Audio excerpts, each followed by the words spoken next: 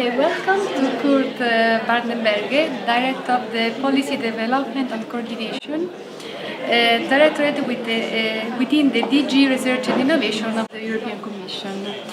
Welcome. Mr. VANDENBERGHE, we know we are at the very beginning of the process leading to the final approval of FP9. And so far there are several rumors, some coming from different services of the European Commission or the Virgin. And are there some elements that we can consider fixed? Well, first of all, thank you for inviting me to Rome. It's a great pleasure to be here. And thank you for your interest in the framework program and European research and innovation. That's very much appreciated. We need Italy to participate very strongly in these programs and policies. As far as the FP9 proposal is concerned, we already are advancing quite a bit because we have to deliver the proposals in May. It is normal that different services have different opinions, and that's part of the process of the development of a proposal.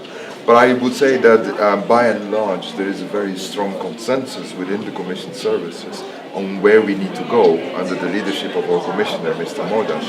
I think FP9 will show a lot of continuity. Horizon 2020 is working well. It's a European success story. So we don't want to change for change's sake. We want to keep a lot of the good things that work. Okay. So lots of continuity, but we will also address a few areas where we see room for improvements. One is to make sure that we have more scaling up of innovative solutions, and that's why Commissioner Moedas has launched the European Innovation Council idea, which is now a pilot, and we need to see how this will develop in FP9. And the other novelty will be, or innovation, will be the mission-oriented approach, where we will build on the lessons learned from focus areas, for example, and try to come up with a couple of missions in FP9 which really give a public face to what Europe is trying to do in research and innovation. Okay, thank you. We have another question. So far the good experience of the first pillar in Horizon 2020 seems that will continue in a similar first pillar in FP9. Is it right? And which will be the main differences or similarities that we can expect? Well, as far as the first pillar is concerned, this is exactly an example of where we need continuity. It works well. The European Research Council is clearly a beacon, a global beacon of scientific excellence, as the Lamy Group has said. So we don't want to change. We want to give more resources to the European Research Council to the extent possible. The Marie Skłodowska-Curie actions are very popular. They reach a lot of researchers, not only in Europe but also globally. So this is also something we would like to reinforce without changing much. And then very importantly in the first pillar is also the research infrastructures part, where I think we would need to do much more for research infrastructures in Europe, but that will depend on the resources that the countries will want to give us. Okay.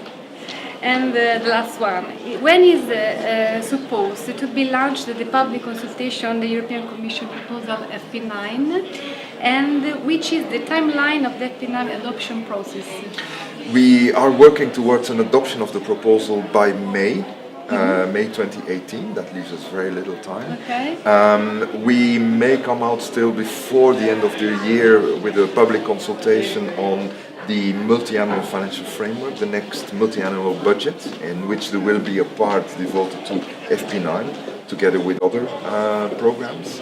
But we're also thinking about launching a consultation more targeted on missions. What could be Europe's innovation missions of the future? But addressed to a broader audience, and not just the stakeholders and the participants, but also seeing whether we can mobilize the broader public in support of missions.